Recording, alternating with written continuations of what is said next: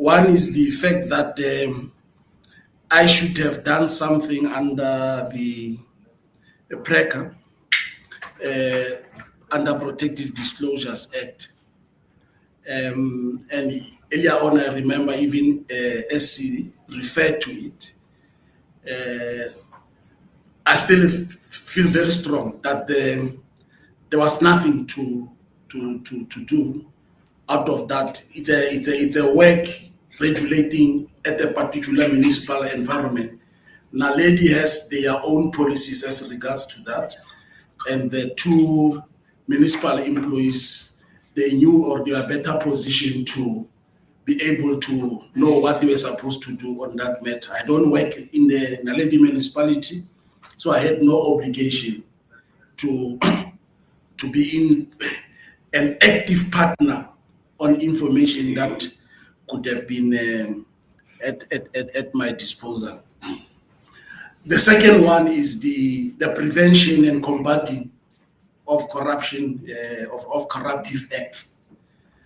The unfortunate part here, Honorable Stein, is that you are creating a narrative of an evidence that does not exist or that was never mentioned. Yeah, because where you are coming from, conclusively you are saying there was corrupt activity that has taken place and we're sitting in a meeting and allow it to happen. Because in your mind, you believe that from a file, the information that was in that meeting was removed from the file. That's where you are coming from. Nobody ever who came here said there were files or information or documents missing in the file. And that information that is missing is the one that could have possibly been in my possession, as Mr. Sejake is insisting. So you are creating evidence that was never presented here by anybody, but it's because you are concluded already that that is the narrative. So there was no need for me to refer to any corrupt activity that has taken place. The issue on the missing documents. Look, yesterday when you were interrogating Ms. Mudli, I could see Ms. Mudli trying her level best to explain that the back and forth all happened on the 31st. The back and forth on the 31st. There is nothing that was official beyond the 31st. Now, and I said earlier on, in government, when you draw or you generate a report, and this report goes to your supervisor, and the supervisor says, I've gone through this report and these are areas that I feel strong that this is how it should be addressed. Once that report is worked on and is brought for approval, you can't then refer that there was another report as if there are two reports. There is only one report. The one report is the one now that is officially approved and communicated. All the reports which came before, whether they were saying this and that or what, or different from the final report, it's immaterial. We cannot therefore say the report that came before, the last report, was for the positive, and therefore it was changed and there was temporary. That's not how government works. A report was generated in your view, which was positive. It went to the supervisor who returned it and say, do quality check. Upon quality check, everybody seated, including the generator who said it's compliant, is for the positive, agreed that they could not identify all now which they are all identifying. And the report that comes out of that meeting is the one that I'm saying was signed on the 31st. So there is no other official report except the one of the 31st, now signed by HOD Bole, signed by the MEC at a later date. So it will be wrong for you to suggest that there is another report, because that report initially did not approve. It was saying something else. So I think I wanted to raise that. The last point, Honorable Stein, is that I look at the calendar date, that the 31st, I think it was on a Friday. It went up to the meeting of the 2nd. Now, what the evidence that is being led is to say the documents went missing. What Ms. Mutle was saying yesterday, she's explained, and you did not want to accept. She explained that at that time, when everything happened on the 31st, everything was concluded on this day. What went missing, it's now, because it was not a unit. When she went there to look for, she spoke of the hard copy, which she signed, and the soft copy, so that she can come when she appears here to demonstrate what happened. Now, her mentioning of missing documents is not at the time when the report was generated, the way she explained yesterday. So I was saying that let us not create that the report at a point where it was done on the 31st, that report went missing when there was only one report and there are no two reports in government. Thank you, Chairperson. I'm done with my question. I just want to correct something. I have come to no conclusion or determination, Honourable Premier. And Chairperson, no, to my mind, this committee hasn't either come to any determination or a conclusion. The fact of the matter is, the report was finalized on the 31st. The meeting in Khanisa took place on the 2nd. Documents were intercepted, presented at the meeting in Khanisa, at which you were a part of. And it was signed on the 3rd of April here by Mr. Mpulwe. So there is, and also in the testimony, I'm not referring to the document that they struggled now to find for 3 years. The submission before this committee is that the full set of documents were made available to the Department of Copta. In between the MEC's office, to this process, to the meeting in Khanisa, documents had either been taken copies of or they were removed. That is what we are trying to ascertain, whether it had happened or not. There is no conclusion. I just wanted to correct that. It's not a question. Thank you, Chair. Thank you very much. Chairperson, can I just on a 1 minute? Yes, no problem. What? Just sorry, Honourable Dal, can you please pass on the microphone? Just take that SABC mic also, so sorry, Committee, may proceed. Sorry, Committee. No, it's fine. Not just in a minute, Chair. What I draw from what Honourable Stein is saying, because he says between the 31st and the 2nd, documents were intercepted.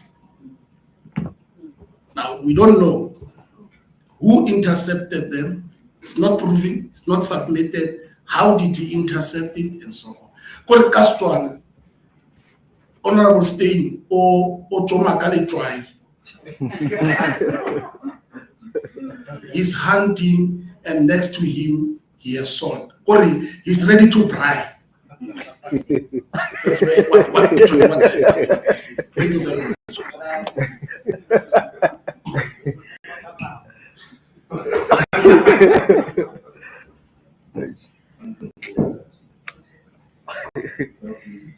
I did not want to say, use the words of Honourable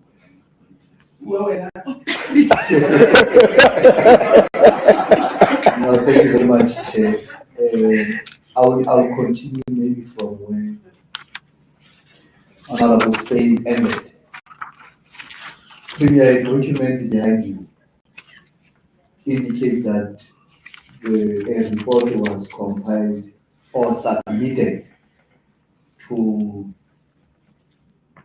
the department the Deputy Director's office on the 27th of March 2023. And from there, it was then submitted to, circulated actually in the same office, on the 31st of March. Now, according to the evidence of Mr. Mwate, who said he himself started working on the report on the 31st. He worked on the report after working on it Through chair, on which date? 31st of March. Mr. Mwate. Yes, sir. That is the evidence of Mr. Mwate. And there's Ms. Matseke, who works in the same office with Mr. Mwate, whom was given a report. You see that the 27th of March, the signature received 27 March 2023, and the signature underneath it is Mrs. Matseke. So Ms. Matseke, according to the evidence of Ms. Muti, they work in the same office, they do the same work. So they received the report on the 27th, but the report in the hands of Mr. Mwate was submitted on the 31st. That is the evidence now of Mr. Mwate. The same day he received that report, he says he started working on it. And he immediately, after looking at the report, verifying everything else and all that, he drafted a report which suggested that everything is okay and the report must be supported. The appointment must be supported. That is his evidence before us, and the evidence of Ms. Muti yesterday. Now, Ms. Muti says, upon receiving that report, she immediately looked at the report, signed it off, supporting the appointment. And only the HOD returned the report upon receiving the same day, 31st, back to them to say, do a thorough analysis. Now, here is the thing. She did that. After doing that, she changed the first report from being supported to not supported. That is after the HOD said she must look into it. Now, you see there's a signature they received 1220 Mwipulai, 0304 2023. Everybody who came before us is unable to account for that signature. That signature of Mwipulai. None of them. Not even a single one of them. Mr. Mwipulai says he received a report, not Mwipulai, Mwate. He received a report after compiling it. He was supposed to give that report to the director. So Mr. Mwipulai is a director. The director was nowhere to be found on the Friday. He had to take the report to Ms. Muti, the chief director, who did her work and submitted it. There's no one who says, in line with the protocols of the department, that the HOD takes a report and gives it to the chief director, and chief director will give it to the director, and director will then give it to the deputy director. That is what one part that I want to show you, that there's a problem here, which all of us must agree, that there's no one who can account for that signature. Yesterday, Ms. Muti gave a testimony that When she did an assessment of the report from when it was now returned from the HOD, amongst the things that she made a mistake of, which she considered on yesterday, is the date of the interviews. That she said the interviews is non-compliant because the interviews were done in January. When actually the interviews yesterday here, considering that the correct date, it was actually in November. Now, you see there. This is her report, Ms. Muti, the chief director. You see there, amongst the things that she said is non-compliant, and she even wrote there 40 days after the date. She corrected that yesterday, seated to say, no, I made a mistake, I'm conceding. What do you make of that? The report of Mr. Mwate, if you can flag it, the date was correct. You see that one is of Ms. Muke. Can you flag the one of Mr. Mwate? The draft, the first draft. You passed it. You passed. Yeah, go up. Yeah, there. You see here, he says compliant. Do you have anything to say on this?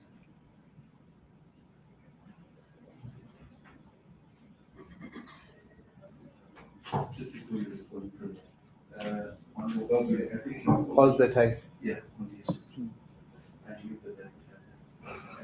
If you can also just tell the premier where she made they made the mistake. If you remember, because the two documents they looked at, if you can just Repeat that again. if you remember, they got the 25th of January 2023. Yes. On the wrong minute document or something like In that. the attendance register In that 10 of years. a wrong document. When they went through the scoring documents, they saw everything there, the date was correct, that is the 22nd. So this is the report which was supposed to be given to the director, who was nowhere to be found.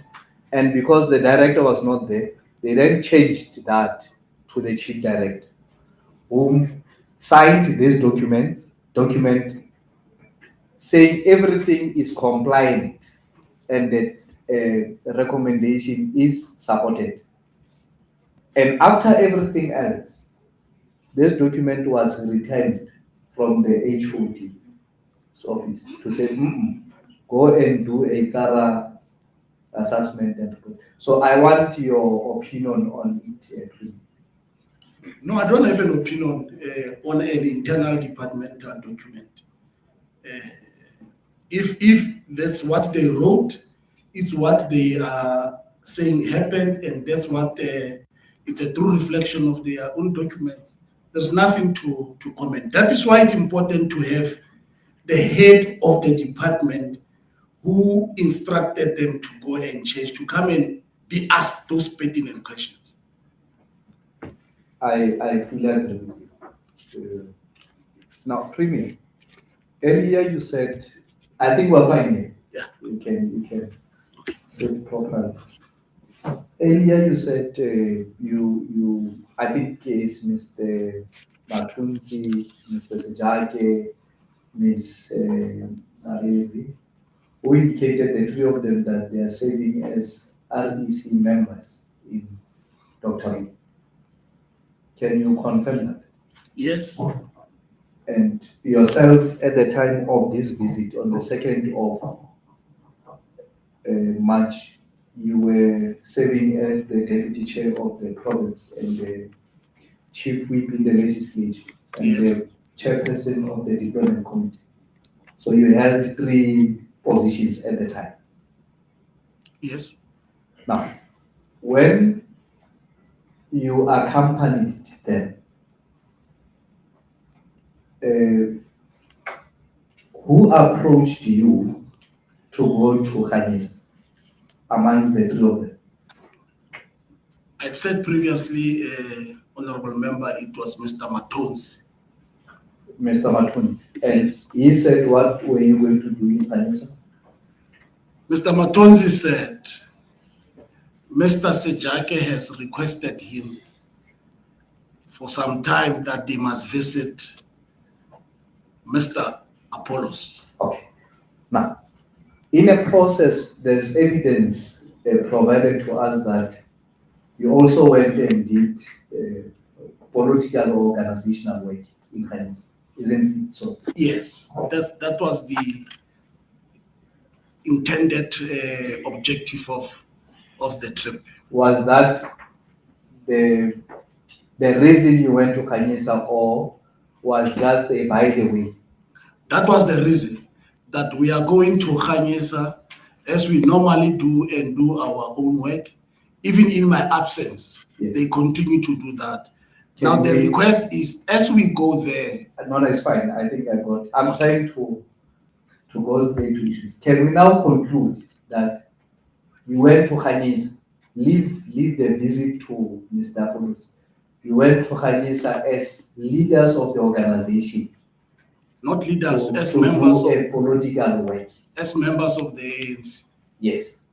Now, as members of the ANC, serving as yourself, the PEC member or the deputy chair, and the three serving as REC members. Because none of you there is just an ordinary member. All three of you are leaders of the ANC. We did not go to any structural meeting of the organization, and therefore it cannot be said that we were there on the caps of a structure of the organization. Okay, no, that's okay. I'll take that. Now, you indicated before us here that you are the chair of the deployment committee, and during the day, Naledi came and see the deployment committee. You recused yourself, isn't it so? Yes, And they went in, and they were informed that the organization doesn't support the appointment of Mr. Sahako due to whatever reason that they were provided to you. Isn't it so? yes, they were advised that there are loopholes in the recruitment appointment. process. Yes, Now, it is the position of the ANC in Dr. Ruth and in Northwest not to support the appointment of Mr. Sahako. Isn't it? yes, As members of the ANC now, when you went to Khanyisa and a bombshell is presented before you, having in your mind that there is a position, the organizational position on the matter, as a senior leader amongst the people that you were with, leaders, what was your view when the bombshell was presented before you? no, the information that was taken out in that meeting, as corroborated by Mr. Apollos in his submission here, it clearly shows at that stage that that information was correct. And that's what I said, Yes. that the information brought here at the disposal of the committee, looking at the documents which were there at that stage, which were said not to have been obtained correctly, were similar. Yes. Yes. I'm saying now they are presenting to you a bombshell. What is your reaction to the bombshell? It's a question that I'm asking. Given the fact that there is an organizational position on this matter. I said previously, I did not take the information lightly. Secondly, it was not for the first time Mr. Sekhapo is a municipal manager. And I said he even became a municipal manager when I was a regional chairperson on 2 occasions. So I was shocked to see what was happening. And I even said previously, I was worried on the authenticity of that information, if it's a true reflection of the truth, if there is anything. Now, Premier, So you are the premier currently, isn't it? And you are the deputy chair of the ANC. Do you in any way cease to be one of the two, or do you in any way become an ordinary member currently? Currently, you mean where? I'm saying that. In this sitting? I'm saying in your life now as the premier, do you in any way cease to be the premier and act as an ordinary member of the society, or do you in any way take a cap of being the chair, the deputy chair of the province, and cease to be the deputy chair and become an ordinary citizen? Yeah, when I'm at my place and with my family, I'm not the premier, I'm not the deputy chairperson of the ANC. And when I'm with my friends, I'm not the deputy chair of the ANC, I'm not the premier. When you get a call from anyone and say, Premier, there's a problem when you are home, do you tell those people that you are not the premier at that time? No. The context is different. If somebody calls me on a particular matter that relates to the work that I'm doing, I respond in line with the work that I'm doing. Yes, Yes. That's exactly what I'm saying. It can't be that there is a moment in your life where you cease to be. No, they can't. But I'm saying, No. Listen to this one first. You were inaugurated as a premier for the next 5 years, right? And for the next 5 years, since last year, after you inaugurated, for the next 5 years, you don't cease, not even for a moment, where you can say, I'm no longer a premier now. I'm taking off this cap. It's me now. You can't do that, isn't it? no, it is. How do you do that? Look, I'm saying in an environment, let me take a typical example. If I'm home, there is a family gathering or there's a family meeting. Do I speak in that meeting like a premier? You speak as a family member. Then I've ceased to be a premier in that Who is a meeting. premier? No, it can't be. I'm a family member of Mokhosi, whose official responsibility is a premier. Exactly. That is what I'm saying. That you don't cease to be a premier. At all times you will remain a premier, but you have this responsibility of being a father, but you remain a premier. That cap, you can't take it out. You can't take it off. You'll remain with it. Though you have a responsibility to execute your responsibility as a father, as a husband, as an uncle, and so on. But you don't cease to be the premier. Yes, but you cannot, on the basis of me being with my kids, and you now want to treat me like a premier. I'm not saying that. Because And even- I'm a premier 24 hours. Even your kids can't treat you as a premier. But where, as a person, you don't cease to be a premier. Obviously, Yes. I'm not a premier for hours. You are premier for the next Yes. till you are now. Have you and the premier now agreed? Yeah, we have agreed. I don't know. Premier. I'm saying we cannot selectively argue that I'm a premier endlessly, irrespective of any environment, which is not official responsibilities. I don't agree to that fact, but you are not taking away my role as a premier, which is a responsibility that I have. But you cannot use that title even when I'm in situations where I'm not officially carrying my responsibility. And I made an example. And he agrees with me that I can't get into a meeting of the family of the Mokhosis and tell them the way I'm a premier and they must listen to me. It can't be. I can't speak to my father and my mother as if I'm a premier. Okay. So if I'm a premier continuously, it means my conduct, my reaction must be a premier on every individual and circumstances. And that's where I disagree. And I knew that you are not agreeing. I realized that what you thought you were agreeing, but you were not agreeing. Let me ask this question. In order for an acting, okay, in the current circumstances, in order for you not to be a premier, one day you else, do we agree that you have to relinquish the position and appoint an acting premier, and the person must be sworn in and then become an acting? Oh, really?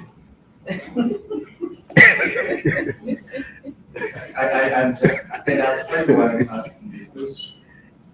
I'm asking the question because your benefits as a premier don't lapse when you decide you are no longer a premier. You are a father. Because your fatherly responsibilities continue, but I asked the question to you, I think you must answer the question. But I'm referring to conduct and response to a situation. It can be. But can we agree, and I'm asking you the question, can we agree that you can't unofficially take off your responsibility? Not the responsibility, the title. I think it goes with the responsibility, but for this purpose, let's say the title. Yes. So even when, I don't want to use the house complicates it. Well, let's use the house. Even today, you are Premier Father Bay at home. To your wife, you are the Bay. To your daughter, you are the father. And ultimately, you remain the Premier. So you walk around with those titles. You are Premier Father Bay.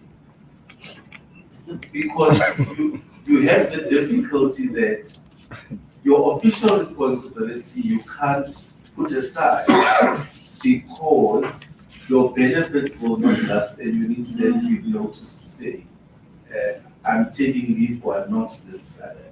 I don't know what your response is. No, I disagree. Let's agree that my understanding of this role, title, and responsibility cannot be endless, even in situations where it's not appropriate. And I must conduct myself in my private space and conduct myself and remind people of my premiership. Can't be. It's unacceptable. I'm Can't be. going to get back to you now on the one. I don't think there's an expectation that as a leader, you should not exercise your role and responsibility, whether paternal or whether friends. I think the issue of contention is that you cannot decide willingly that I am now no longer a premier or a chief, even when you are in social settings.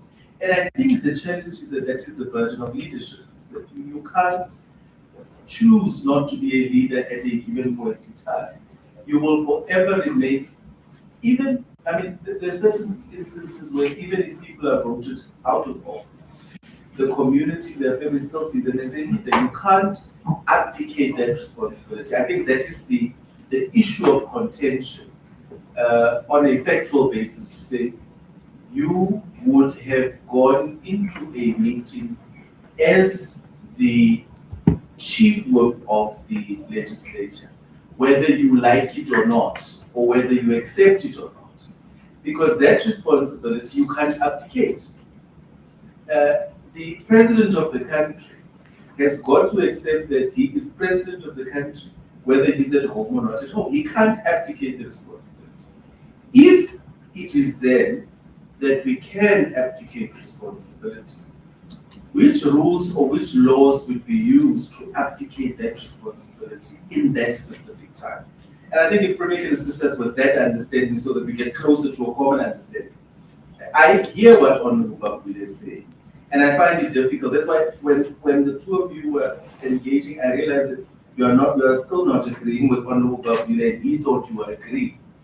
And the key question is, at which point do you abdicate the responsibility or just give it up and say, today I am no longer an honorable member, I am Polos, and everybody must accept that you are no longer that. I think that's the point I wanted to make. I don't know if you want to comment, so I can get back to Honorable. No, I have no comment. Thank you. Honorable. No, thanks, Chair. Premier,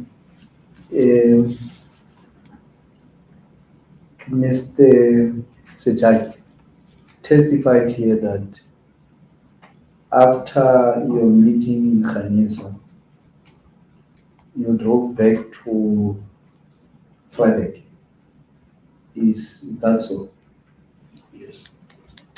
And he says between Khanisa and Friday, you were on your phone. Is that so? No, it's not true. So you were not on your phone. Doing what? You were busy with someone on the phone. No, it's not true. It's not true. And he says they never had any discussion about the bombshell on their way back. Is that so? Yes, it's true. What was the discussion in the car after the bombshell?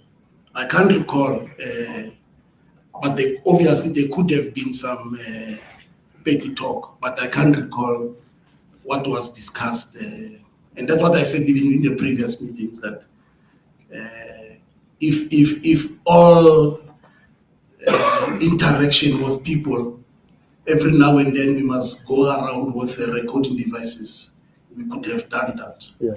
So that we remember what we said to who last time when we were in Potchefstroom. That's fair. The checkers. Yeah. That's fair. The Khanisa program, you had it when before you go to Mr. Apollos or after Mr. Apollos? We started first on our errands. Oh. We saw Mr. Apollos later on our way out. Okay. What was the program about? We are going to see other ANC comrades in that area. So there was no structural arrangements, yes. No, that's right. Now, that Khanisa program, when did you know about it? I was not intended to go to the program. People who were going to the program was Mr. Matonzi and Doreen Mariri with Mr. Sejaki. So when I was home, then this request was made. So like I normally at times accompany them when I have time, I agreed. But at this stage, additionally, the request was that there is this request, can you join us? Yes. In their solidarity, I'm putting it to you, none of them is mentioning the Khanisa program, not even a single one. No, it can't be true.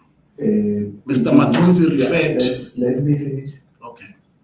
It is the first witness who came here, who spoke, Sejaki. He never mentioned the Khanisa program. Ms. Mariri never mentioned the Khanisa program in her affidavit. It's only when she was on the stand when she mentioned the Khanisa program. And if the intention of going to Khanisa was the program, I believe, and this is my personal view now, I believe that they were supposed to mention it, that they went to Khanisa to attend this program, and they had to go to Mr. Apollos because they were going there. So it's on their way or after the program. They didn't. Only the only person who came here and mentioned it is Mr. Matonzi, who came after the other speakers. What is your take on that? Mr. Matonzi, And Chairman, Mr. Matonzi rightfully indicated, Chair, that they had commitments to meet comrades of the ANC in that area as part of their errands. And because there's been this request long, it should be also be accommodated, and that's how it happened.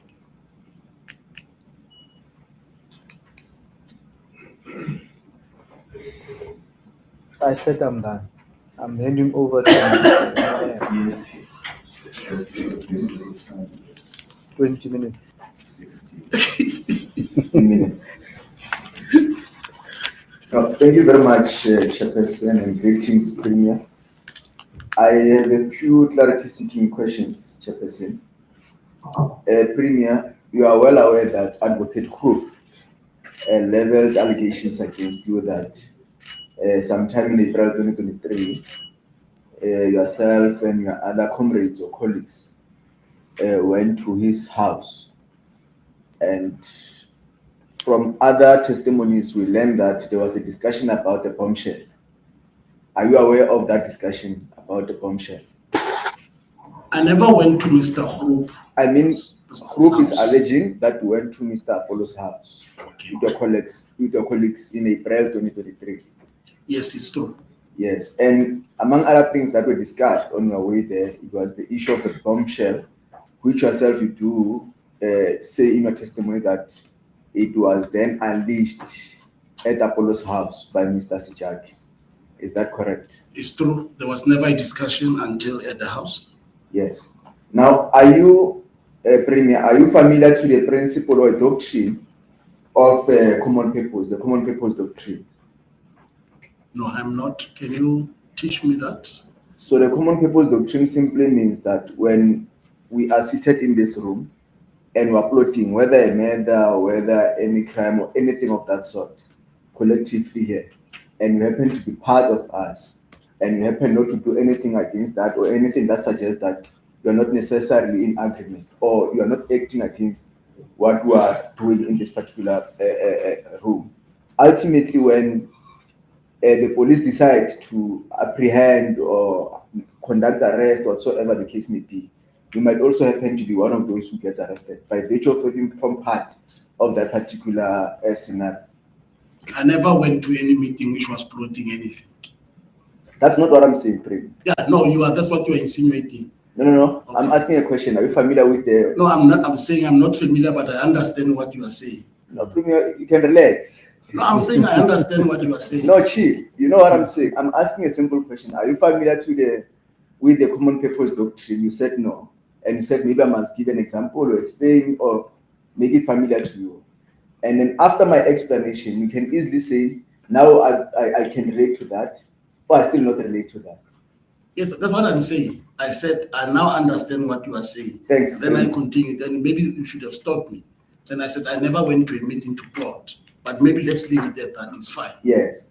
Now, in this instance, your comrade Sijaki unleashes that particular bomb, and purpose. I mean, intentionally. So he was calling it a bomb because he knows that envelope, he was weaponizing it. That's why he was calling it a bomb, right?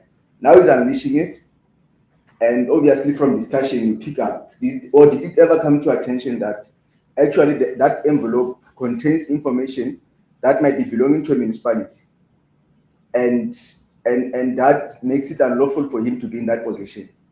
I did not know the contents of the envelope. But from the discussion, you pick up that it's a discussion around, or that information contains, among other things, a CV of Mr. Sakapo and his application documents. There was no CV. It was a statement of results and those letters that. But you are aware of such information? Yeah, it was circulated in the meeting. It was taken out in the meeting. Okay. No, thank you very much. Now, at that particular point in time, he happens to be your friend. The relations were cool between you and Mr. Sijaki, not so? Yes. Now, here's your friend and you are well aware, if he's your friend and you're that close, obviously you know that he was not deployed or he was not employed in the HR unit of the municipality or corporate services. He was he came before this committee, told us his roles and responsibilities in the municipalities, and that has nothing to do with human resources in the municipality or corporate services. Not so. Yes. Now here he is, he's in position of somebody else statement of results in a meeting. Did it cross your mind at any point, or that in that particular point in time, that this might be, he might be possessing something that doesn't necessarily have to belong to him, or that is not supposed to be having at that particular point in time? That's why I asked him, where did you get this document from? And that's where he brought the issue of anonymous. Because I asked him that question. Yeah. Where are you getting this information from? Yeah. Yes. And what did you do about it? Did you take any further step to say you can't be in position of that? Did you report that some anonymous delivered this at your office or at your house or wherever he got it from that particular anonymous? Yes, he explained that this is an anonymous. I got it at my workplace, and that's how I happen to be in its possession. And probably this is a whistleblower who has wanted to give me the information. Okay. And that's why ultimately they decided to want to check if they can use it.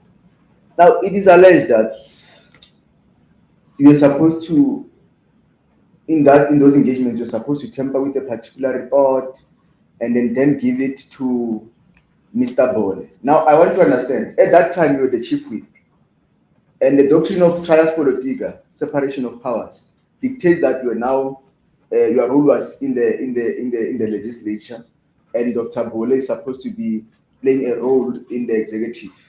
So nowhere your role, much as there's a sort of dialectical relations between the two roles, the two units of the state.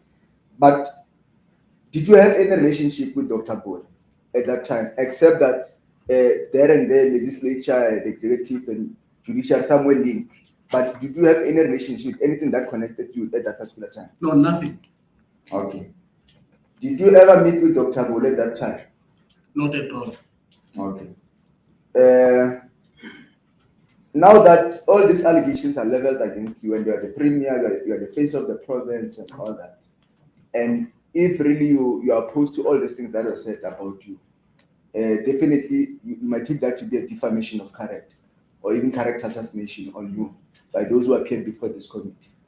What action have you taken against them so far in trying to, apart from appearing or cooperating with this committee, what else have you done, or what do you feel is necessary to do for you to clean your name and also really rebut using other forums other than this committee to show that indeed whatever was said against you was just it was containing bad intentions? No, that is why I said it was also difficult for me to understand the veracity of the evidence that has been put before the committee, which warrants my response. That's why I had that difficulty. Now that I participate here, people come and make submissions. I understand and I hear where they are coming from.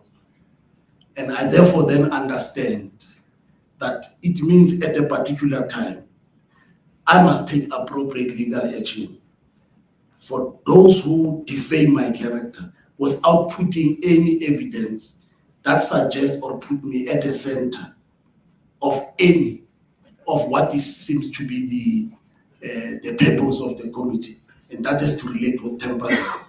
And I think that was the committee was meant for. Now,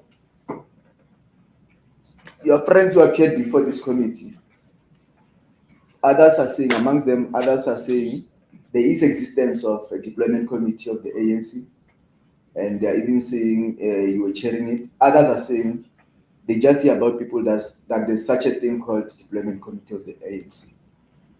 Now, in your own knowledge of the organizationality, is there such a thing called the deployment committee in the ANC? Does it exist? I explained previously that it's not possible that all of us may have the same understanding and intimate knowledge of how the organization works. And therefore, I confirmed that there is that strategic engagement at the level of the organization.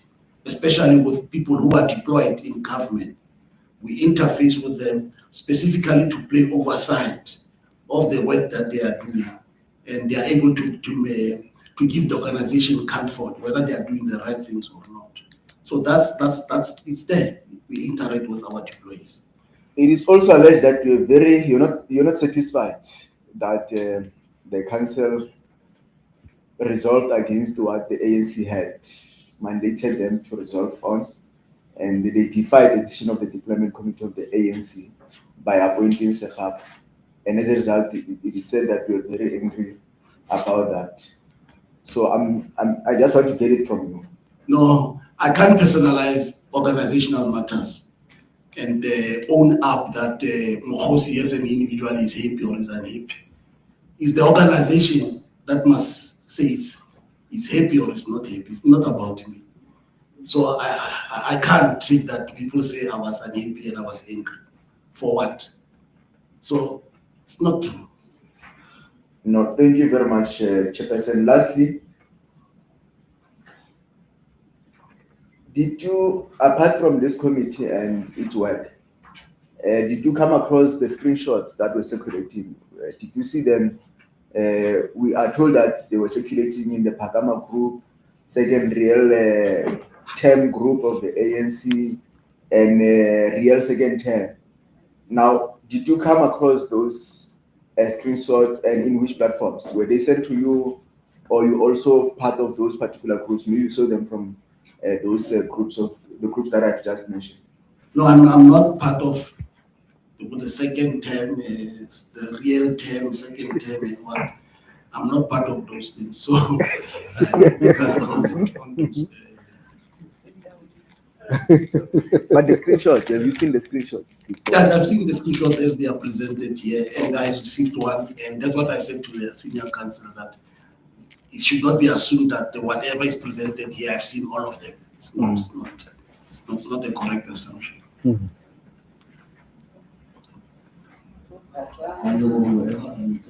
Yes, thank you, Chair. We saved the minutes for you. I just want to go through the affidavit quickly for clarity. Can you go to page 3 of the previous affidavit?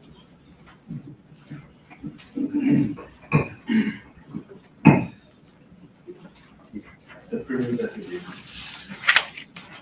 Is it in file? WB7. I'm hoping that we can do this. Are you there? Yes. Paragraph 6. The allegations by Mr. Hope regulatory Number 6. Paragraph 6. Okay. On the top. I just want to solicit your view.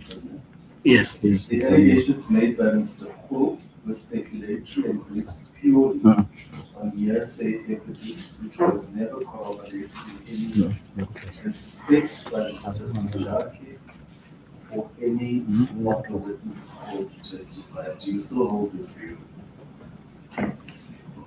Yes, I still hold it, that Mr. Groep, in his concluding remarks, he said all what he said as the primary accuser was based on hearsays.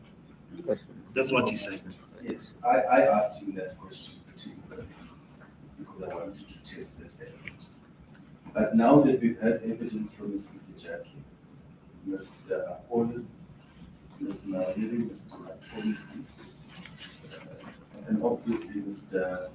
Sikapo was just giving hearsay evidence, but not hearsay, confirmatory affidavit.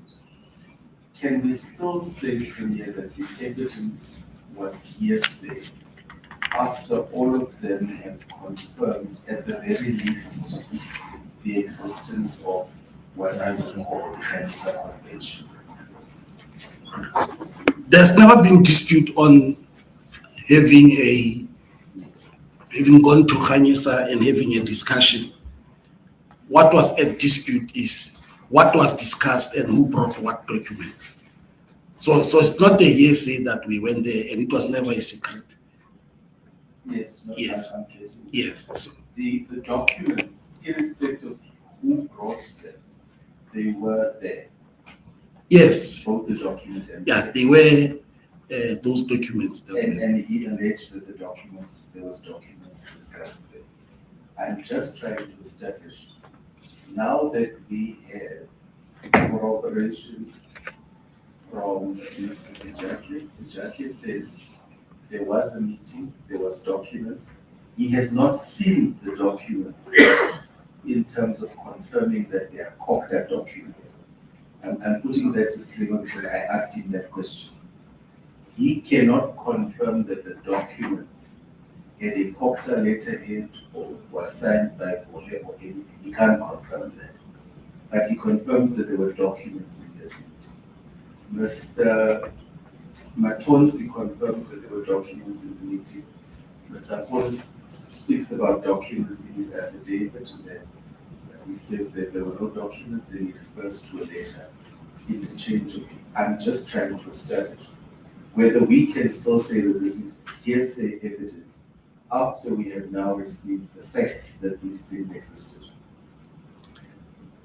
The fact that remains, Chair, is what was that was in the meeting.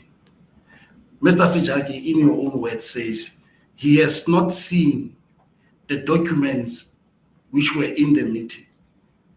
At some point, he said he went outside. He did not even participate.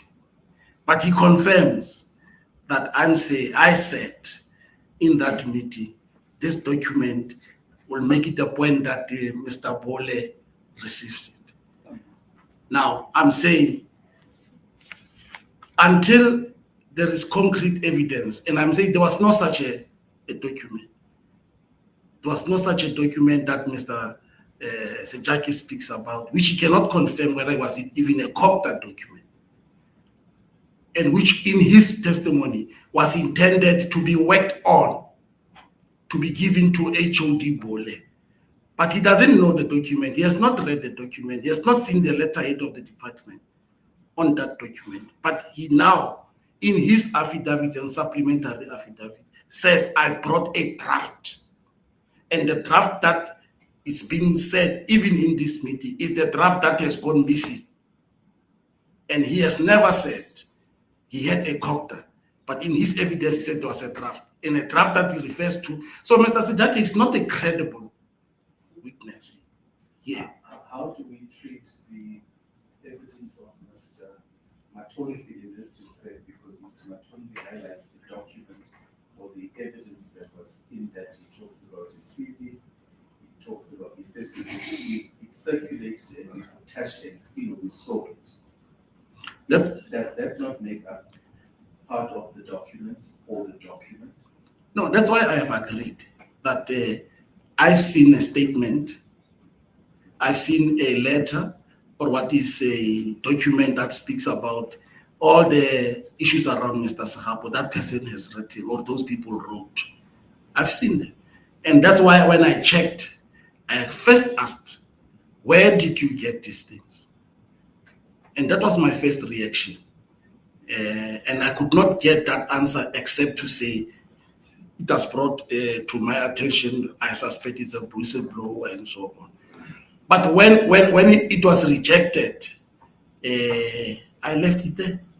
Don't you think you were at the wrong place at the wrong time? With wrong people? Potentially with the wrong people. I asked the question very sincerely, I must be honest with you. Because, for lack of a better word,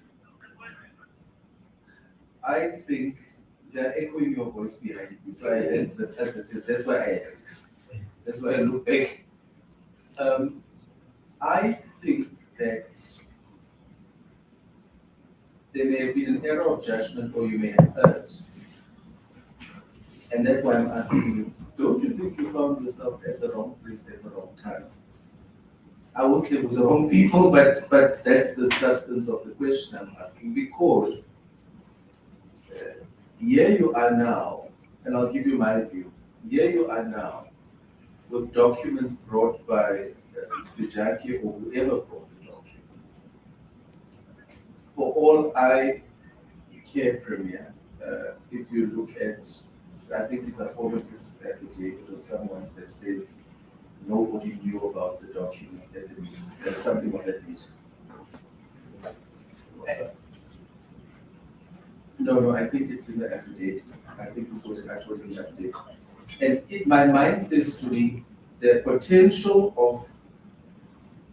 potential that you may have been, maybe unaware, but in the presence of stolen documents, whether Sejaki stole them or whoever stole them, let me not say stolen, unlawfully obtained documents. And now you are made to, in the words of Matonzi, to see and feel and touch these documents and look at them. And in your words, you had not really gone there for that. All of them say you were surprised. That's why I'm asking, were you not at the wrong place at the wrong time? No, you see, Chair, I at times ask myself, and you must put yourself in my shoes. You go and meet people. You don't know the purpose of the meeting on the basis of people dropping bombshell. Here you are sitting in a meeting. Somebody takes out something that you are not aware of. Now, what it means is the actual reaction that was expected of him was just to have gone out of that house running 200 kilometers to Freiburg and leave the car there. Because I would have reacted appropriately. Because I come, I'm invited, we talk a little bit of this, but somebody brings something. You know, sort of in an ambushment, table it, you look at it, you ask the pertinent questions. Where are you getting these things from? He explains the context.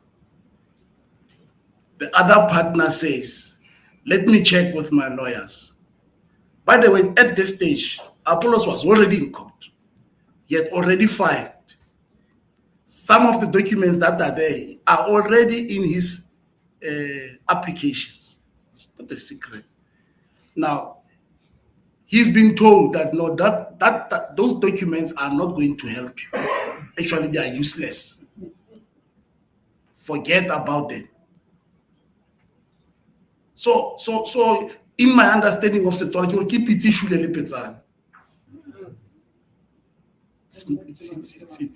it's there. I'm so Premier, I now need to ask for family help. Please translate the pizza and the pizza and it's the last part. Yeah. I feel like more. It's they died simultaneously. It's the dead horses. They died simultaneously at the same time. Okay. All right. Now, Premier,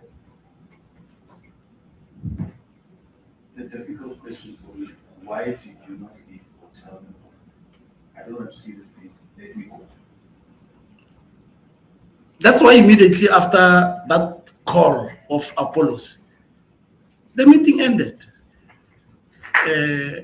Because what was seen to be a bombshell by Mr. Sejaki, yeah, it was detonated. So there was no basis and excitement from him to go any further on that matter. But the document that Sejaki allegedly had, Apollos did not have. That is why he acquired what they said. Doesn't matter what you say, this is useless. Yes. Because you recall that his applications was already in court. So he felt probably a supplementary submission on his papers may assist him. Premier, I want to just check if you still feel the same way as you did in paragraph 13 1-3. Of your 1-3 of your affidavit. And this relates to the Ad Hoc Committee directly. I do note that I will not use the words upon Sula, but I do note that you take issue with the Ad Hoc Committee. 13 says the entertainment of that which was pleaded before the court in order to prove that the recruitment process was compliant with the regulations, strikes at the heart of the legitimacy of this Ad Hoc Committee. The following questions are which must be answered. Does the Ad Hoc Committee have residual powers to sit as a pseudo appeal court to determine that which served before the court? If the position of the Ad Hoc Committee is that it is imbued with such powers, where are these powers derived from and how are they reconcilable with the doctrine of separation of powers, which is the bedrock of our democracy? Can a decision of the court be watered down by parallel, I suppose, a parallel inquiry and possible adverse findings of an Ad Hoc Committee to appease the bruised ego of the non-victorious party to a legal suit? Do you still feel, are you of the view that this Ad Hoc Committee sought to be a pseudo appeal court when we have not dealt with the issues before the court? No, Chair, maybe let's look at the context of what I raised. Mr. Sekhapo's matter is in court. He lost, he appealed, he lost, he went to the Supreme Court, he lost the enforcement. When the sitting of the National Portfolio Committee was here, he said in his own mouth, they met and strategized. How are they going to approach the standing committee or the joint sitting? When they arrived, their strategy was to make the premier an issue and not account to the people of the Northwest and Naledi in particular. The decision of the strategy is that let's problematize the premier, and indeed, they are stopped to account. We are told that we must break. We come back after 2 hours. We are told that there must be an investigation, and they are told to leave. Subsequently, the Northwest Legislature decides to set up an ad hoc as a result of that directive. Now, I'm saying, here are people who have lost an appointment in court. They are bringing that appointment to the legislature. They are taking it away from the appropriate court of law. Now, I'm questioning, are you now taking over a matter which was before the court, which is not even yet completed because they have approached the Constitutional Court? That's what I was raising. To now, are you becoming a pseudo court of law to discuss the matter of the appointment of the municipal manager? So that was the issue, Chairperson, and I strongly felt that it's important that that we correctly locate it properly, that into that context. No problem. I want us to, can we quickly get the powers and privileges, privilege of the witness? 16 and 17. I'm asking for this premier. Yes. I'm asking for this. You know which one I'm talking about? I'm asking for this premier because in 15, paragraph 15 of your affidavit, I'll I'll just go to the sub-points. But to give context, you asked about the SCA, maybe I must just read it. 15, furthermore, when judgment was reserved in the main appeal, the sheriff before the SCA, Mr. Crook and others submitted the same affidavit and wrote a letter to the SCA, seeking to introduce the evidence of Mr. Sijaki. I'm also advising Mr. Apollos and other respondents to not oppose the introduction of the evidence. As common cause, the judgment in respect to the main appeal was handed down on the 14th of November 2025. Therefore, it follows that this affidavit was placed before the SCA and the issues raised therein remain determined by the court in whatever shape or form, with sublime monotony. I shall pose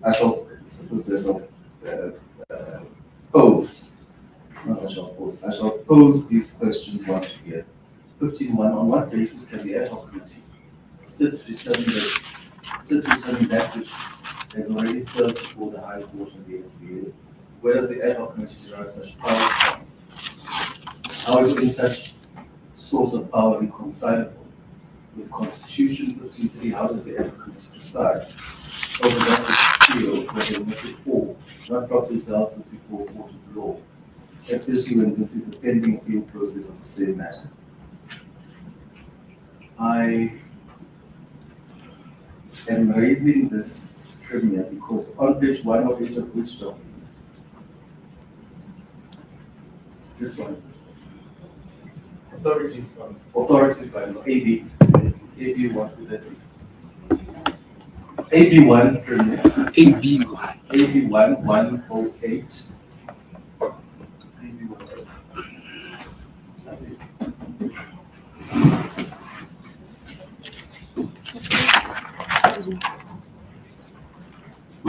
AB1. Okay.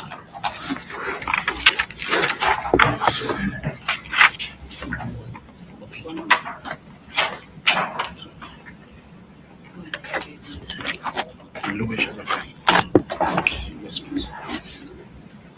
AB1.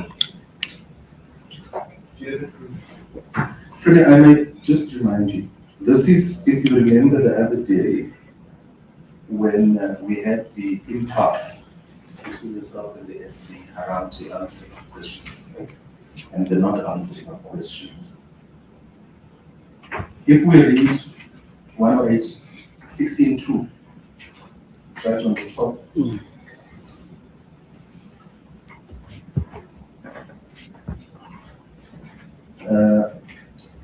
A person who's been examined under oath or affirmation in terms of section 15 may be required to answer any question put to him or her in connection with the subject of the inquiry and to produce any document that he or she is requested to produce under that section, despite the fact that the answer of the document would incriminate him or her or would tend to expose him or her to criminal civil proceedings or damages.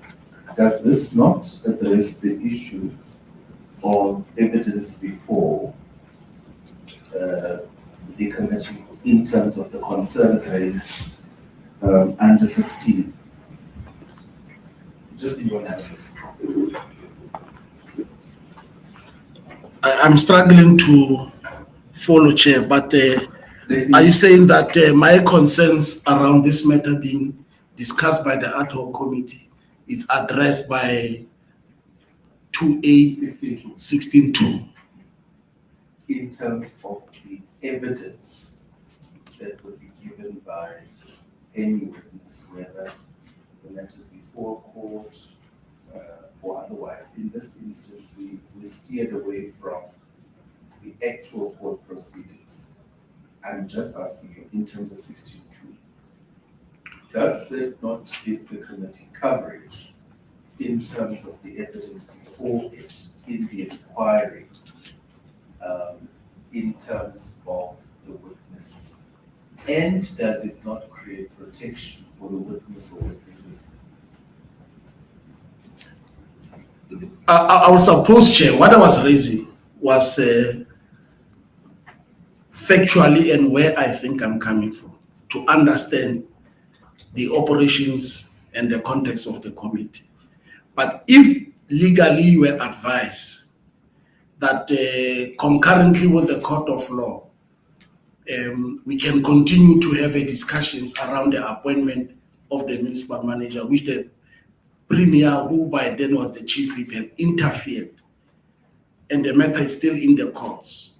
The legal opinion suggests to your good self that it's not unlawful what we are doing, and I think that for us to have continued, you have arrived at that conclusion that you may, like I said in my affidavit, either you are watering down the outcomes of the court because you want to determine the non-compliance, which was proved by the court of law that there was non-compliance in relation to the appointment, and then you are concentrating on the temporary.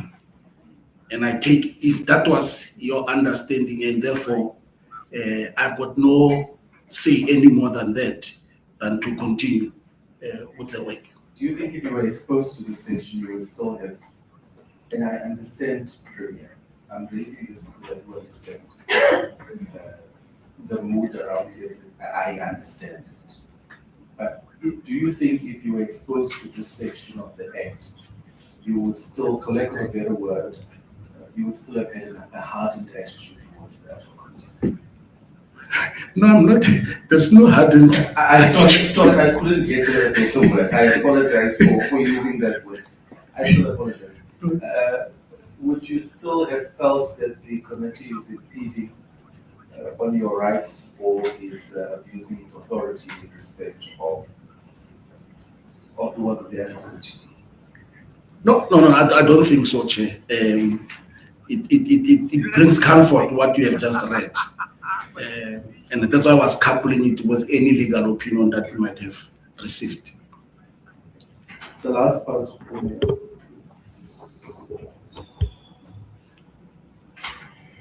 is your conclusion, page 13, line 3.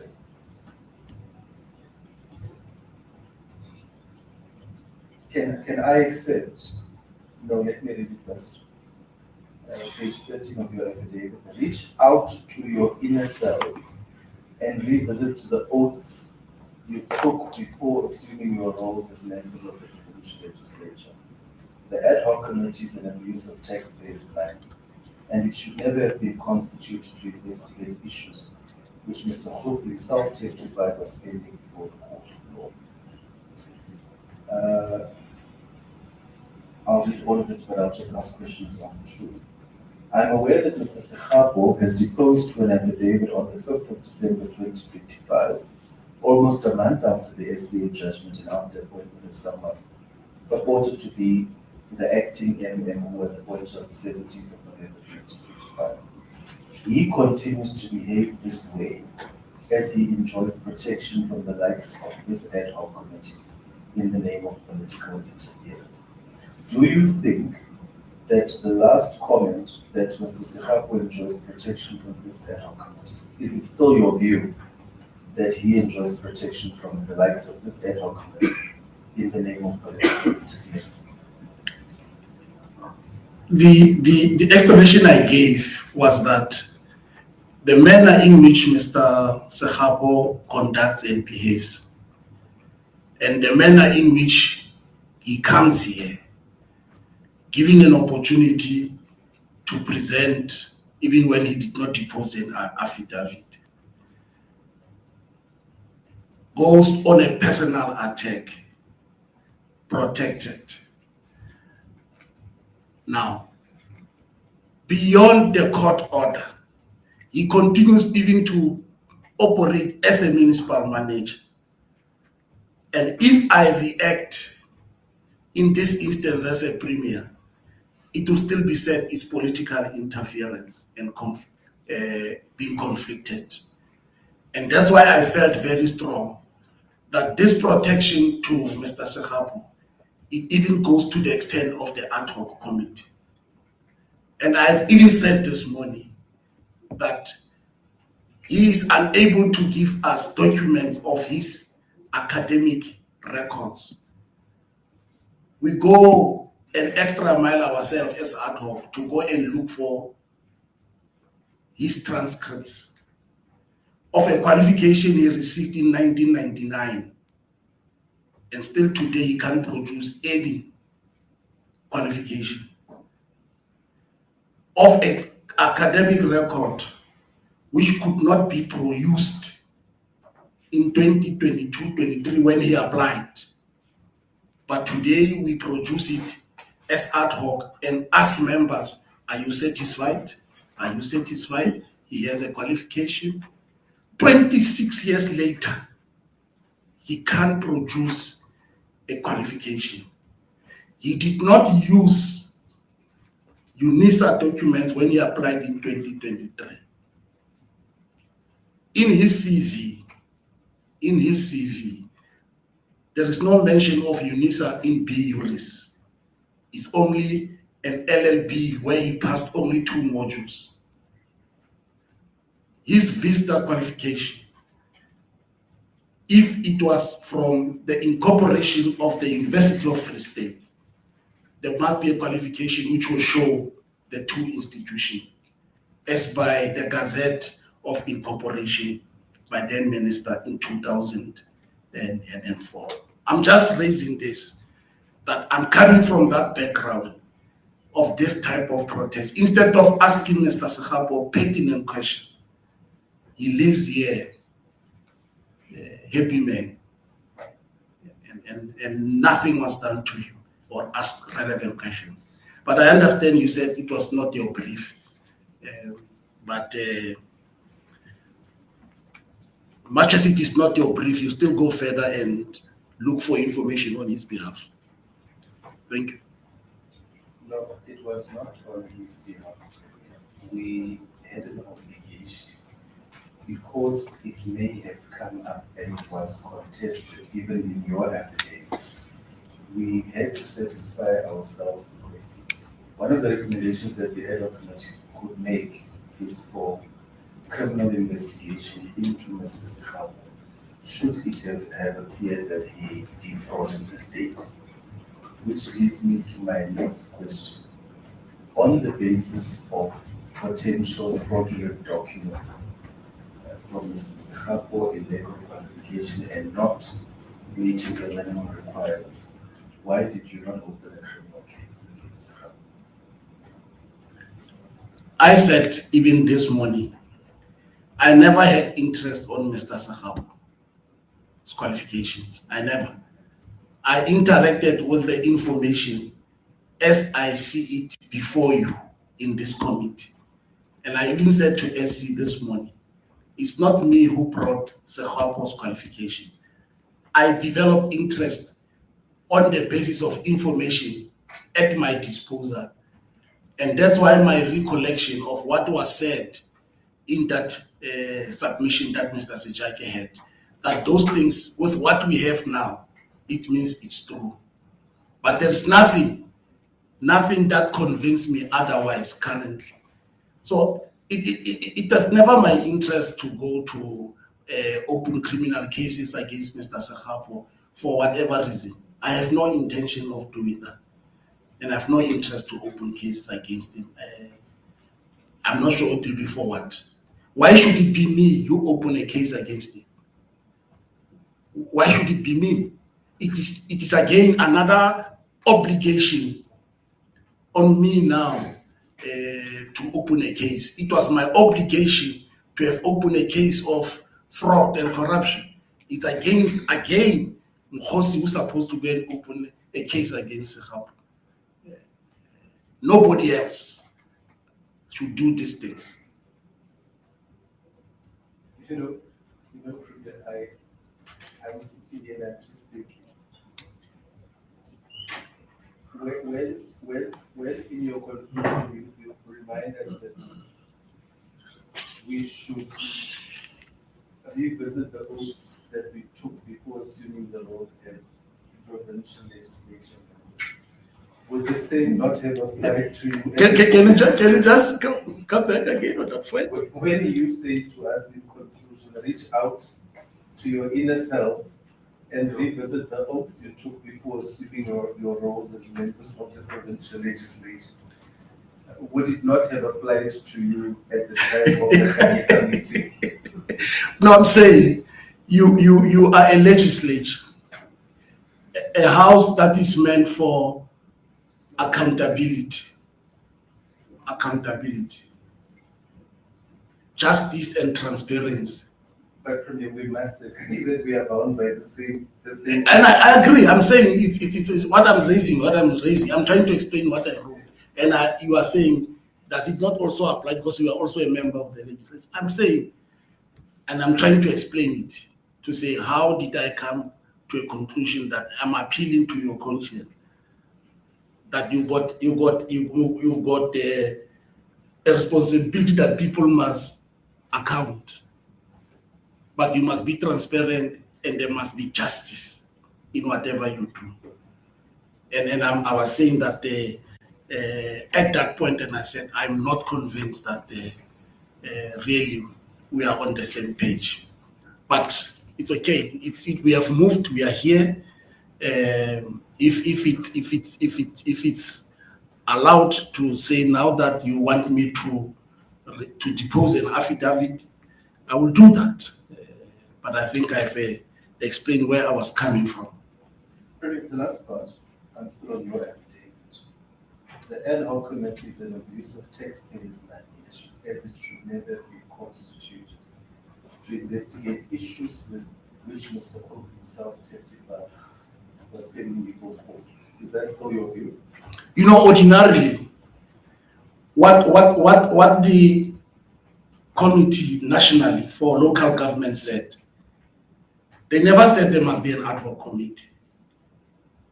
They said, go and investigate. Now, ordinarily, but this is Northwest anyway, it's understandable. What was supposed to have happened, the legislature, what it should have done, it was to appoint a task team and allow Mr. Advocate Group to come and put his case before them with all the evidence, and then decide who must come based on the submissions, whether they are documents or whether this, so that we establish a prima facie.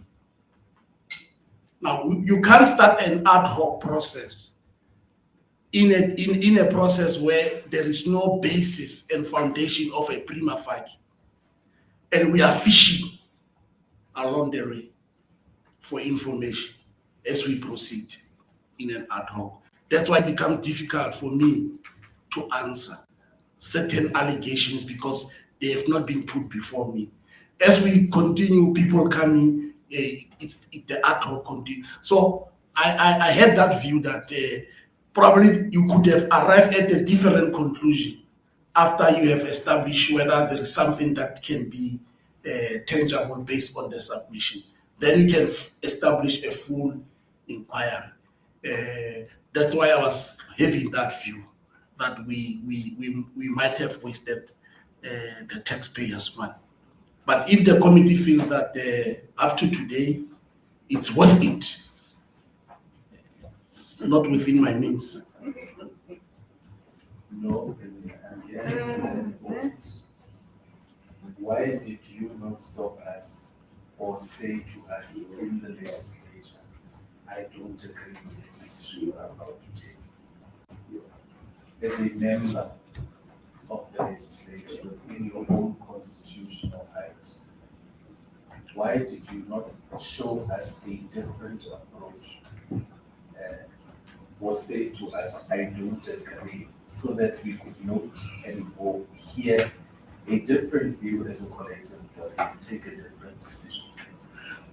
Well, maybe on a second thought that could be, but the reality is that I also wanted that I'm not hiding anything.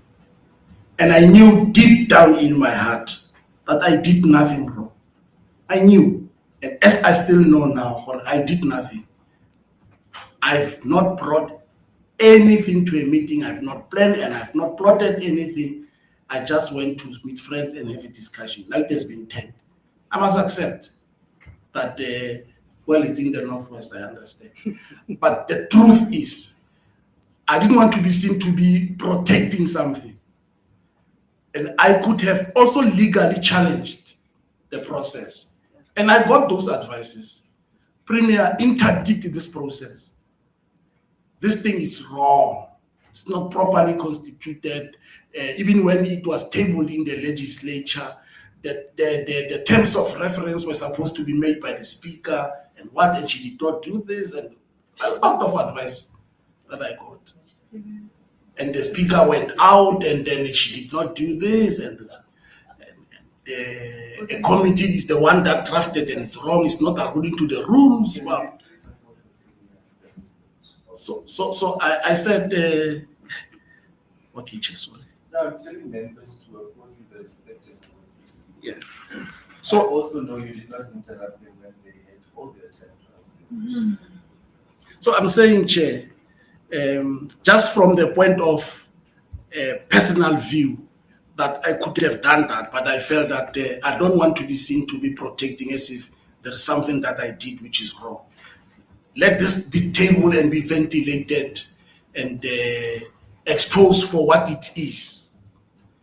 And secondly, is that in the legislature, I did not oppose for the same reason, that I may appear to be defending myself and want to insulate myself from investigations.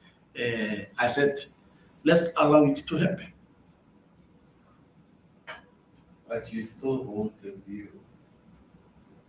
Am I out of order? But you still hold the view, Premier, that you've been dragged to a kangaroo court and that you've wasted money. I only wanted to know. I only think, sorry, not that I wanted to know. I only think that you had a right, and I think the legislature would have paused and given you a hearing to say what are the points we should make, so that we don't get to a point where the head of the province says that the legislature as a separate arm is wasting money. The difficulty is, and you are correct, I did ask Mr. Advocate whether his allegations are based on a fact. He said it's based on hearsay.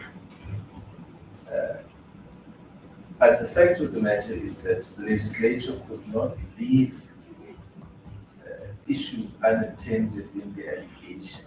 I just wish that you exercise your right to say, I don't think you should go that way. Perhaps this is a better way. And I think as a respected member of the legislature, that may have been an opportunity that was missed.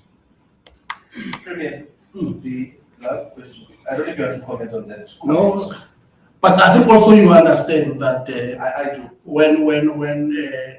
when your party takes a decision, all of us must follow what the party has decided. So if the party was comfortable with the investigation, there was no way I would differ with them. The last question, sorry. No, but it's my turn to ask questions. Brother, you had your opportunity. Why did you not ask much better? Premier, one of the difficult things is leadership, and you find yourself in that role. I'm still aggrieved. I am still personally aggrieved by the Khanisa Convention. And whether people were honest with you or dishonest with you, or whether people told you before what the context is going to be, we now have a challenge, and you spoke about it. We now have a challenge that it appears that documents were missing are missing. I'll use the word missing because Memote says they can't find them. From Cocta.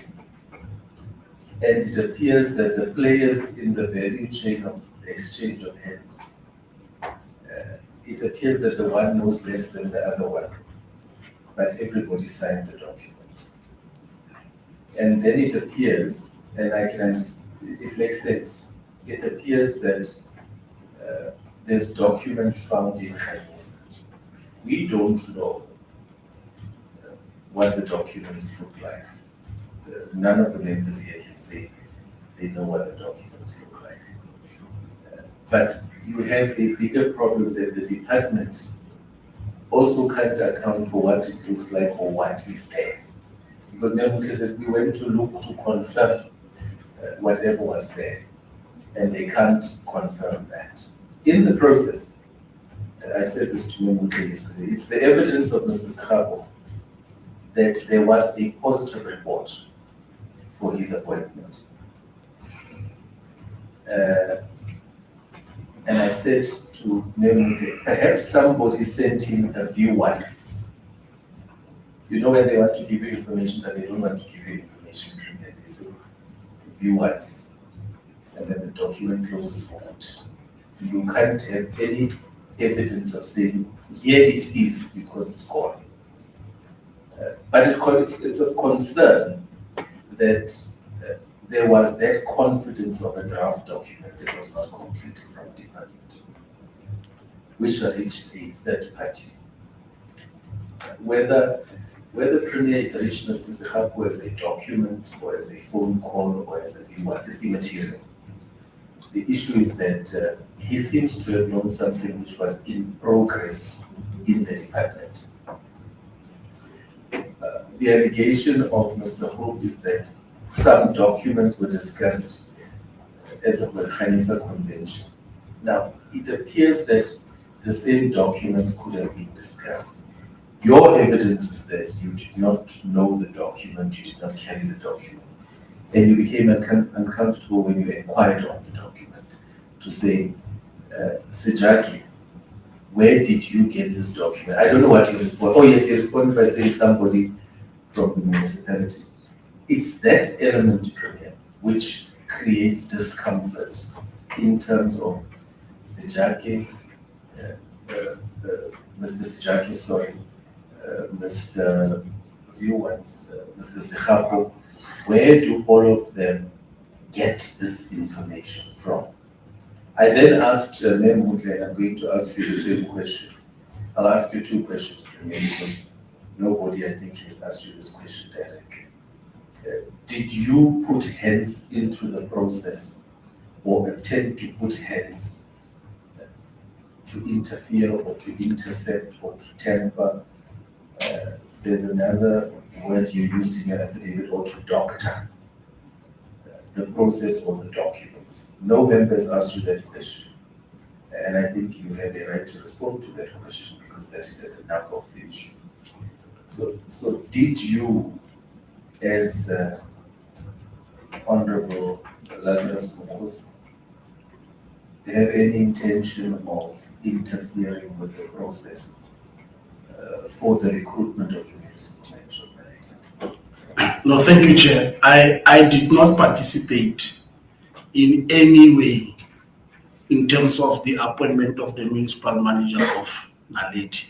Did you seek to influence anybody to do anything, whether to impact the process positively or negatively, whether for Mr. Sekhapo or against Mr. Sekhapo in the recruitment process of the municipal manager of Naledi?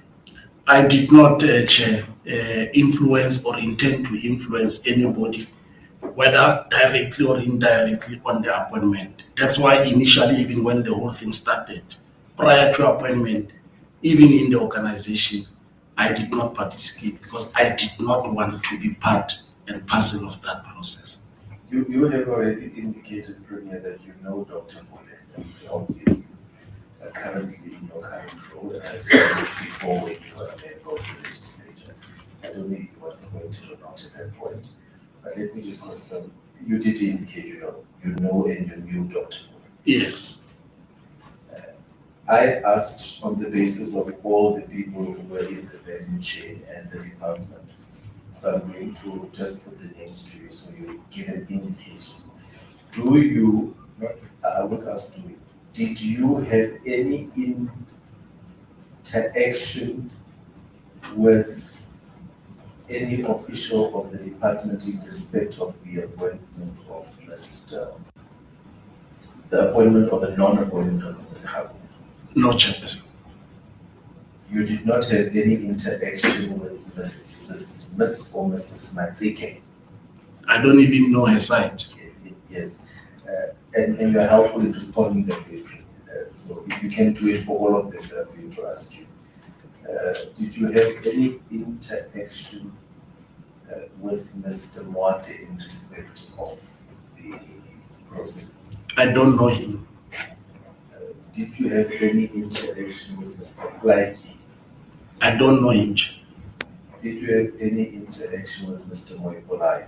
I don't know him. Did you have any interaction with Mrs.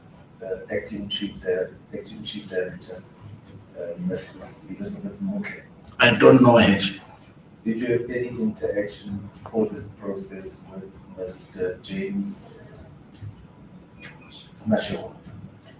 No, I know Mr. Mashiko, but I've never had any interaction with him In respect of the process? in respect of this process. No, thanks, Premier. I ultimately at the crux of this inquiry is exactly that in terms of reference. So I was hoping that members were going to ask you that so that we deal with that. I have now asked you and I'm grateful for your participation. And thanks, Premier, for being at times impatiently patient and at times patiently patient with us. It is not a kangaroo court, I can assure you.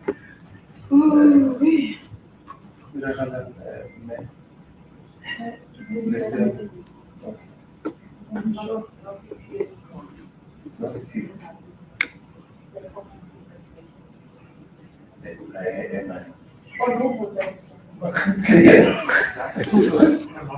I'm sorry, Premier. We will tell you now, Premier, so thank you very much. I'm going to hand over to the SCDs as they want to do with now. Will indicate and we will deal with it. Anything? Can we get a microphone?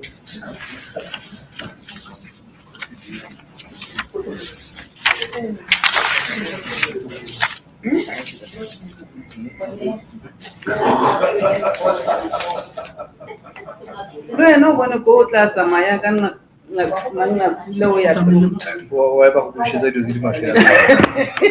can't know. Sorry, COC, we're still in the process. We just want to check if the legal team wants to attend to anything so we can close.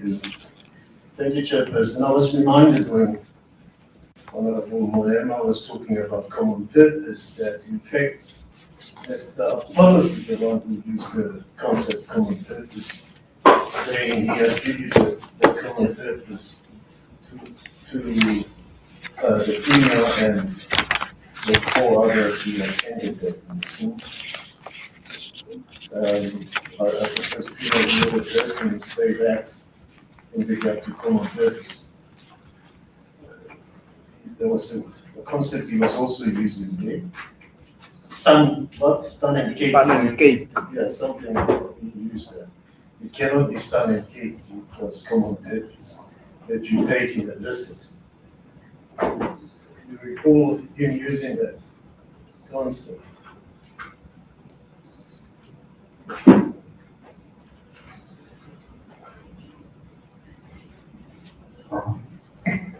Was the question is? Yes, I'm asking the female whether he recalls Mr. Apollos using that concept. Which was done in cake. Common purpose. That he attributes the meeting and the letter to all of them who came there. To his minister, to the meeting at the minister. You're talking about the WhatsApp. Common purpose. Sorry, Premier, you hear the question? Yeah, I can hear, but I don't understand the relevance of what he's asking. The SC is asking whether you are familiar with the concept used by Apollos of stand and gig, No, I don't. and whether and that he used the concept, he attributed the concept to the Khanisa meeting. Yes, all of them who came to him at Khanisa, that they had common purpose in paying him a visit. What was the common purpose according to his presentation? The common purpose, okay. Firstly, it was in relation to the WhatsApp messages. He said the visit, like Nicodemus of old, the letter that was produced, the instructions that were given to him to work on the letter. He was attributing that to all of you as a common purpose. And that was not my understanding. And listening to Apollos in all his submissions, I cannot agree with you. Okay.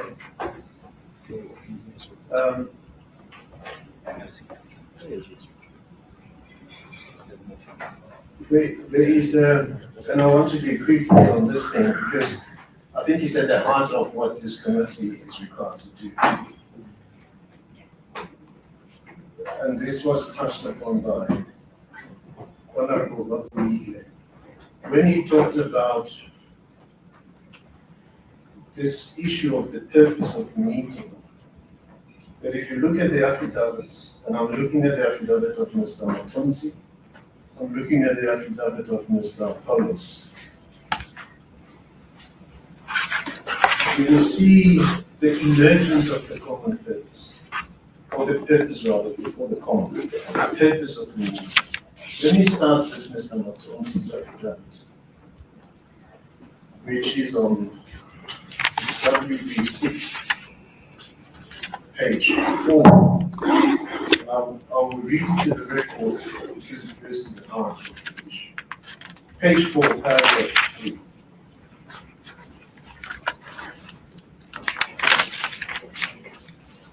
It says,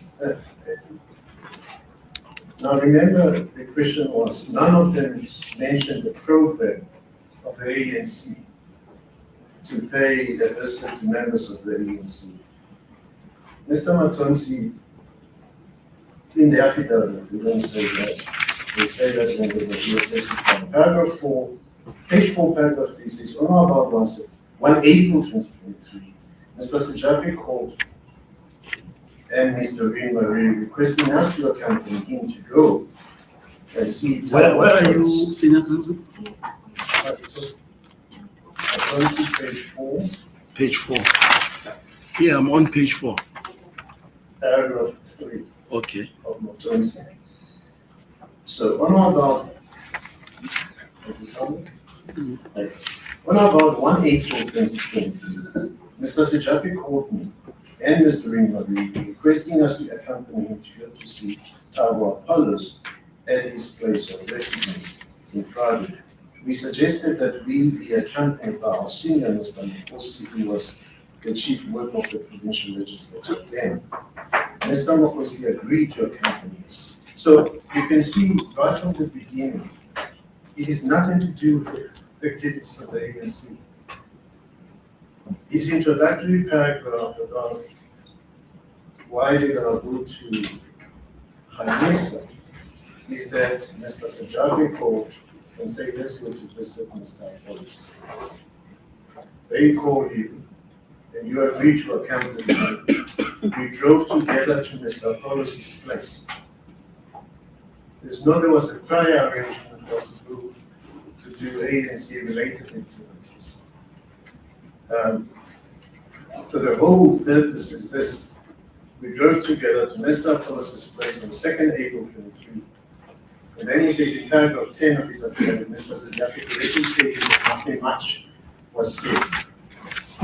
And I'm going to jump because I just want to leave the committee and yourself with the benefit of what emerges from the affidavits by the witnesses as the purpose of the meeting, who were together with you at this meeting. and you can comment to the committee thereafter. Page 5, paragraph 6.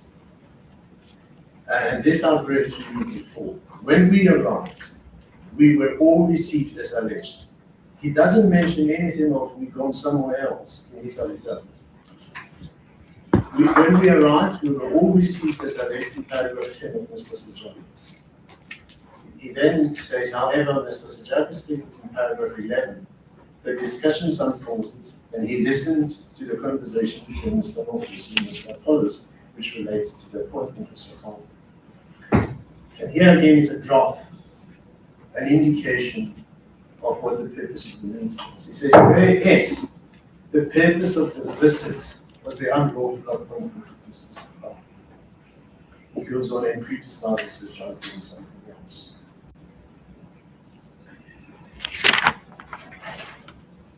So he has put on the spotlight what he says is the purpose of the meeting, the unlawful appointment of Mr. Sahal. And Premier, then you go to the next page, paragraph 6, and I will show you how the two affidavits of Mr.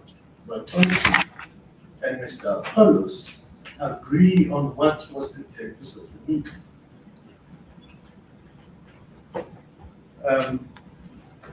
Please have with you also Mr.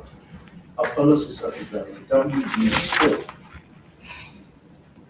WB4. And I'll also read,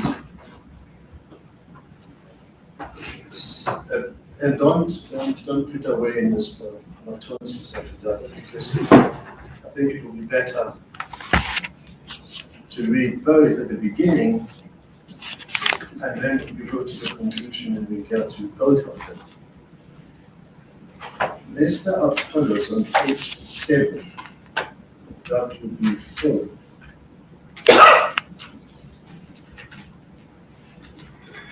There's context he gives in paragraph 18, they're waiting, so they come to court, the matter is prematurely brought to court, there's struck from the roll.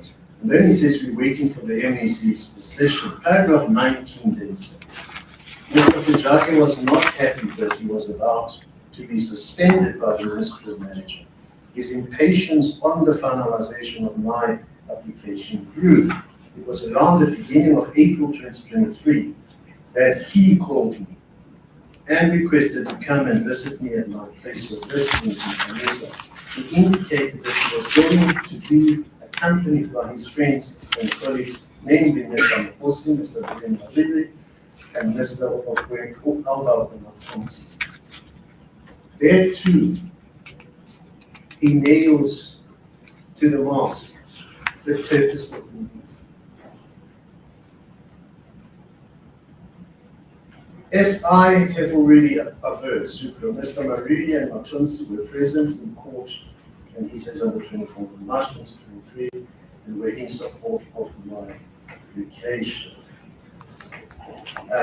He goes on to say, in paragraph 20 on page 8, on the other hand, Mr. Mafosi was the chief whip of provincial legislature and head of the ANC Deployment Committee. The ANC Deployment Committee had already not supported the appointment of Mr. Sahal. This decision was successfully defied by the mayor and the speaker.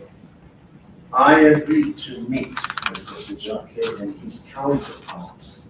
The visit was thus not unusual, as this man was my informant, even at the time of Mr. Sahal's had listed the bounces. Paragraph 21. When they arrived, Mr. Sejake had an envelope with documents which he believed, I think it should be in past tense, would assist in the case. Mr. Sejake was in possession of a letter which he alleged dropped at the municipality, had allegedly dropped at the municipality. According to him, I think this is the paragraph the chairperson was looking for, no officials of the municipality had sight to the copy of the letter which came of an anonymous whistle. He gave me a copy, which now in a bad state, which I think was in a bad state and has a small font, and I retyped it to go about. Please keep it open and look at Mr. Matonzi's affidavit. I'm going to just move to 22, page 6, paragraph 9. Mr. Matonzi, in paragraph 8, he talks about Mr. Sejake reaching into his envelope.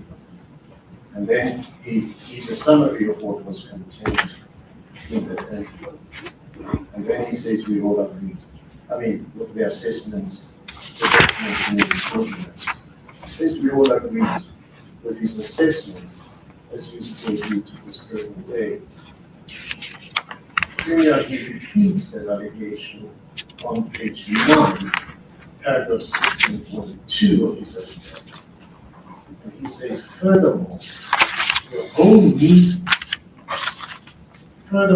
meeting discussed the qualifications of Mr. Sehapu, and we were all convinced, as we still are, that he does not have the requisite qualifications. I'm going to read them all, and you will see the picture that emerges. So Mr. Apollos is talking about the envelope, and you will see that he reproduces that letter. Paragraph 12, Mr. Apollos' affidavit, on page 13 of every one, paragraph 24. After he reproduces the content of the letter that talks about the lack of qualifications, he then says, paragraph 24, we all discussed whether Mr. Sehapu indeed had the requisite qualifications for him to hold this position, and if not, how I could supplement my papers to include this crucial information. And the word "we all" also features in his affidavit, that Mr. Matonzi said, we all agreed with this assessment. Indeed, and then he says, I indeed call someone to inquire on the status of MPUs. I was informed that it is not an equivalent of LLB. This is the reason why most judges, and see, then he expresses that a view there about judges is more particular. Paragraph 25, he says, I sought legal advice on whether the letter given to me by Mr. Sejake could be of any use. Now, this is specifically about the letter given. He says, I was advised that this was information from the streets, and I was asking about this morning. We did not know if these qualifications were authentic, or if they are the ones used in the recruitment process. The evidence would thus be inadmissible, he says. And what he was advised by his attorneys. On the next page of Mr. Apollos' affidavit, he says Mr. Sejake's visit had only resulted in me getting moral support. Mr. Mahosi commented, and encouraged me to fight on a word of mouth. He showed me great support for my cause, and was motivated by a man whom I did not know would later become the premier. And I think when he first appeared, I referred you to a passage where he said you encouraged him for breaking the rules by the bonds. Please then just bear with me, going back to Mr. Matonzi's affidavit, page 7, paragraph 11. After he said we all agreed with his assessment as respected to this present day, in paragraph 11 he says the real question was whether the qualifications in possession of Mr. Sejake are the qualifications used by Mr. Sehapu when he applied for the position. Mr. Sejake regretted that he had not been able to obtain a copy of the recruitment report before it was submitted to the MEC, he remarked further that the manner in which the report was recapped, the secret revealed the sinister agenda. This suspicion was confirmed by the contents of the letter allegedly received from the whistleblower. It stated unequivocally that Mr. Sekhapo had no qualifications which legitimately allowed him to be appointed as the county officer. And he says he can't remember the exact wording of the letter. And lastly, paragraph 12, he says, Honorable Mkusi never brought any documents to this meeting, nor did he express any interest in the outcome of this matter. He also did not display any personal feelings on the matter, nor did he hunger for an adverse finding against Sekhapo. Rather, he commented Mr. Apollos for grabbing the bull by the horns and encouraged him to fight against the rocks in the municipality. And he concludes on that. So when you look at this, the evidence of this witnesses before this committee, and what Mr. Apollos says was the common purpose of those who came to visit him, one can distill that purpose from their own affidavits, from the paragraph and passages that I have read. But it's important that these affidavits were received last year, prior to you deposing to your affidavits, with all this information contained therein that ascribes their common purpose to the fight in Tunisia, in the meeting of Tunisia. I think it should be a genuine concern for one of the members of the National Committee that these passages are read out to you are not addressed to you.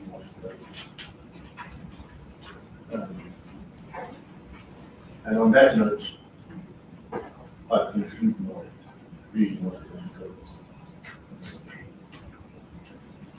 article. Do you want to comment? No, Chair, I think without sounding that that the SC is raising issues which he raised previously and this morning, and clarity was provided.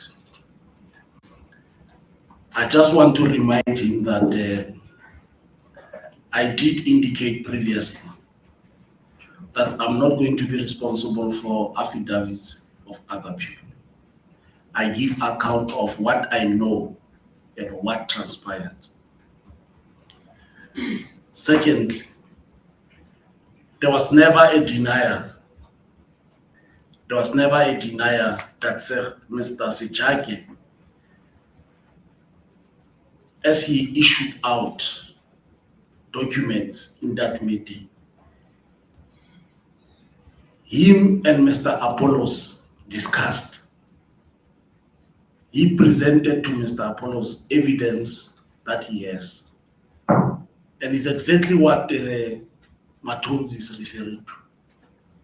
There was that discussion explaining to Apollos, in his view, this information that he has. And Apollos responding, and I did indicate that. So it can't be that we want to drive a point home that says there was no discussion on the appointment of the municipal manager. It was taken out of the envelope. Qualification